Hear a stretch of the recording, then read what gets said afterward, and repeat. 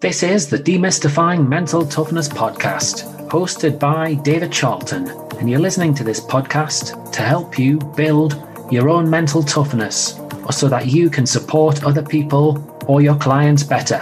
Either way, you will learn more about developing this plastic personality trait that all but guarantees that you will perform better and lead a more prosperous life. Hi there, I hope you're well and your day's got off to a good start. In today's episode, I've taken a short bite from episode 99, where I was joined by Trevor Jones, a golf coach and a mental performance coach. Trevor goes on to explain to me how he integrates ACT and mindfulness into his golf coaching to assist his clients. I really hope that you go on to enjoy Trevor's words of wisdom. The number one thing that I do, if I'm trying to bring what's called psychological flexibility. So psychological flexibility, as you know, is the model that underpins ACT. And basically what it involves is this understanding of if we can be kind of open to our experience so that whatever shows up, and we can be open rather than kind of closed off mentally. So if anxiety shows up, I can be open and willing to have that experience. If I can be kind of situationally aware of what's going on, what fits the situation.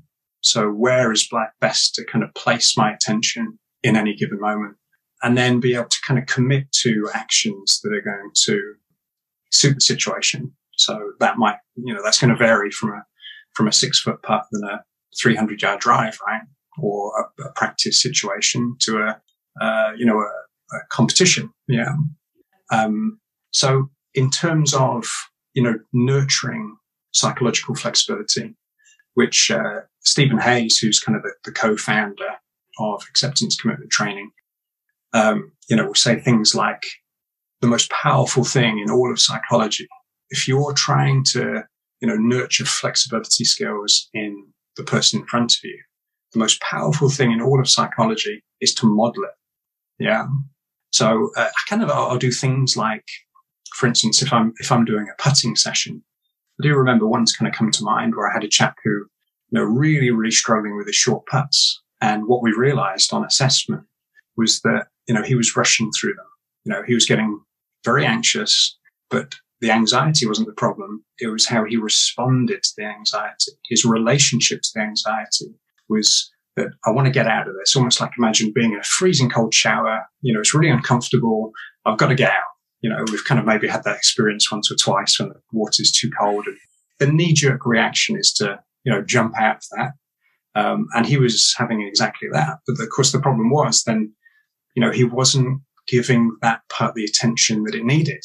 Yeah. So he was misreading it or hitting at the wrong pace or whatever it was. So his routine was being sabotaged. So I took him through a drill where we were hitting putts from 6 feet, but if you missed the putt, then you had to take your next putt another putter length away from where the ball finished.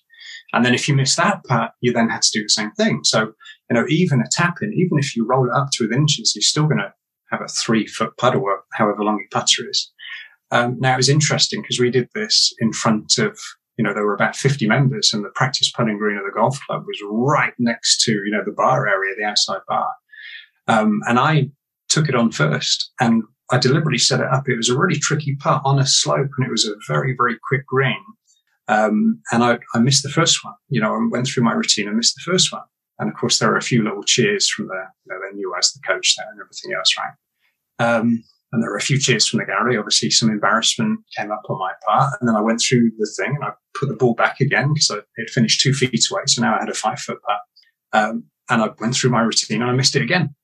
It was a tricky putt, but also I just wasn't hitting good enough putts. So here was the interesting thing, right? Because if I wanted to model inflexibility, because my mind in that moment was telling me, well, you're the coach and you're the superstar performer. What do all these people think of you? They might want to have lessons in the future. And if they see you keep missing this part and keep messing up, maybe they want to come. So my mind was giving me some grief. There was definitely I could feel the pressure of the situation. I could feel the anxiety, but I didn't step out of the cold shower. I wanted to model to him. And as it turns out, I missed about 5 times. However, I didn't miss my routine. Every single putt was being hit on merit. Yeah. So it was interesting, you know, when I eventually holed out and walked off to the side of the green, because the crowd kind of, the people kind of watching, it was interesting because they kind of almost got embarrassed. And they almost like the first couple of goes, they were jeering and, you know, and so on, and kind of applauding ironically, sarcastically. But then there was like a deathly silence. They were like, he's missed it again. He's missed it again. Yeah. So it was interesting how when I spoke to my client afterwards, you know, that was a real seminal moment for him, for me to be willing to have, you know, it was in the room. He could feel the embarrassment. He, you know, it looked like I was, you know, really going through hell, putting myself on stage like that, but being willing to stick to the process and keep giving each part its kind of its due, attention, you know, was a big moment for him. There's a few things you've said there which have hit me in the face here. So I've been in that situation as well, similarly. But the crowd obviously cheering, they're focusing so much on the outcome, on the result, which naturally, as a golfer, as a performer, you can get sucked into that method of thinking as well. Secondly, would be the awareness of your routine. Some people just have got no awareness at all of what their routine looks like. So to actually develop a consistent routine is a challenge for them. And then last one, obviously, you talk about, you know, sticking to the process. I absolutely love that. And yeah, that obviously that is grounded in psychology, and it's all about you then feeling more comfortable in these types of pressurized situations. Yeah. Do you want to elaborate a little bit more on that? Yeah. And kind of, you know, the interesting thing of how this is really kind of played out over the years for me is now, you know, the process is less about feeling comfortable and it's more about developing, you know, one part of the psychological flexibility model is attentional flexibility. So I call that the torch beam, you know, your mental torch beam. What is it you're focusing on?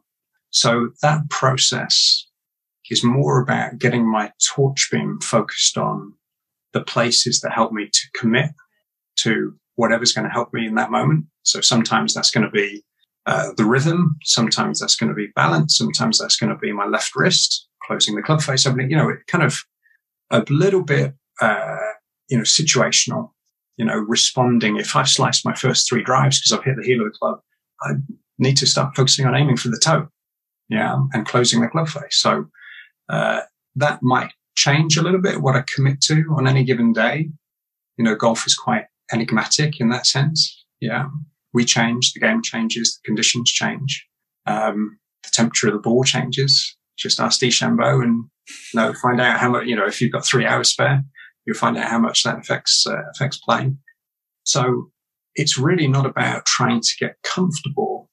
For me, it's more about trying to really focus in on the task, because if my goal through the process is trying to get comfortable, then I'm back into that same loop of trying to organize my internal experiences again.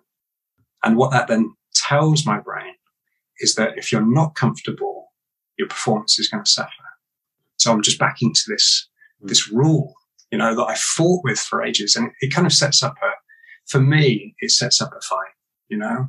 And for some people, and this is where, you know, actors done a brilliant job, is, you know, this conversation around, well, what is true?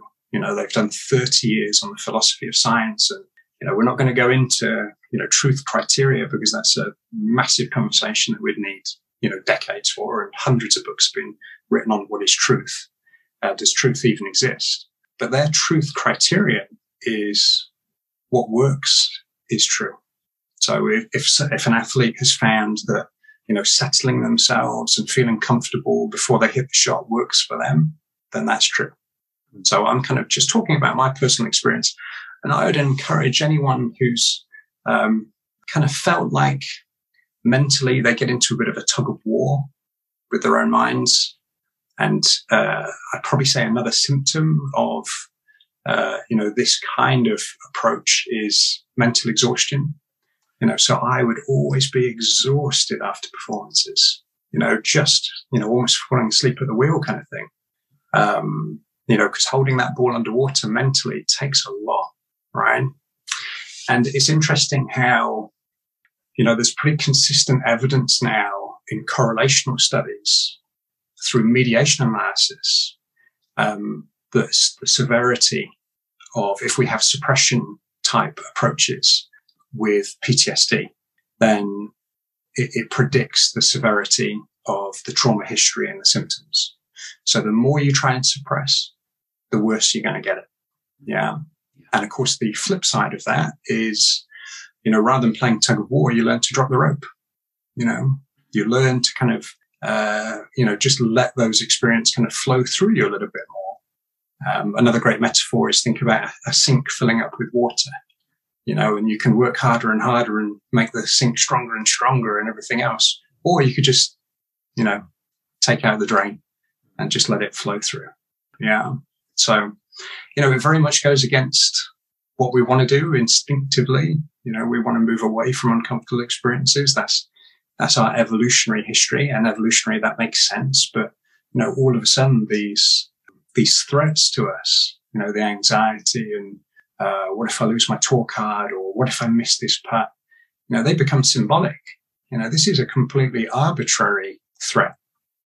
So for me, it was nice to listen back to the whole of episode 99 again, and it was also great to hone in on one aspect, as we've done so, and as I've been doing on the podcast more recently. Now, when people play sport and they get in touch with people like myself, sports psychologists, we're often used to try and fix a problem. So we've got to be very mindful of this, that the client is approaching us to try and fix a problem, to overcome a challenge in the way that we work.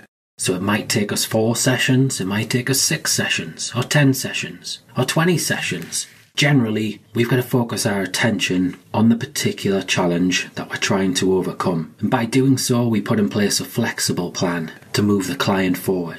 Now, mindfulness, though, is a little bit different. Certainly if we think about it as a mindset, as an attitude. Mindfulness, well, it can be used, or certainly some of the tools can be used as strategies, as tactics, to help a client redirect their attention, to redirect their focus, so that they can stay more present. And a lot of people will use mindfulness in this way. However, there is an argument to say, by seeing mindfulness as a way of living, that you'll help yourself much, much more. So using mindfulness in your day-to-day life, not just in the performance aspect of your sport, but engaging in it for a few minutes a day, this is then going to cultivate more awareness, a better quality of attention. You're then going to be perhaps more open, more curious, to then increasing the few minutes a day to 5 minutes a day to 10 minutes a day. So when you're eating, when you're working, when you're walking, or when you're playing golf like I do, you're going to be more present. You're going to be less judgmental. You're going to be less distracted. And the science does tell you, if you integrate mindfulness into your everyday life, you're going to have greater clarity. You're going to have a deeper sense of connection with yourself, and your emotions are likely to be more balanced. The big highs and the big lows, that roller coaster ride, may well be cast to one side. So if there's a challenge for you from listening to this episode, I'd like you to read up more on mindfulness and then try and integrate it into your everyday life. And believe me, you will notice a huge difference in the way that you feel about yourself, in the way that you live your life, the way that you train, and the way that you compete. And for more musings on this topic and other topics that are likely to give you a mental edge to boost your performances and your mental health, please do sign up to the Mental Edge newsletter. It currently comes out every 2 to 3 weeks, and it's got a host of resources, not just from myself, but other experts in the field too, like Trevor. Have a great day. If you enjoyed this episode of the Demystifying Mental Toughness podcast with David Charlton, do check out my website, sport-excellence.co.uk, and my online sports psychology resources. The Sport-Excellence website has essential resources for anyone looking to build their own mental toughness, or the mental toughness of their athletes or teams, or if you want to achieve peak performance more often or optimal functioning. The Sport Excellence website has everything you need to keep moving forward and thrive. So go on, head over to sport-excellence.co.uk to find out more.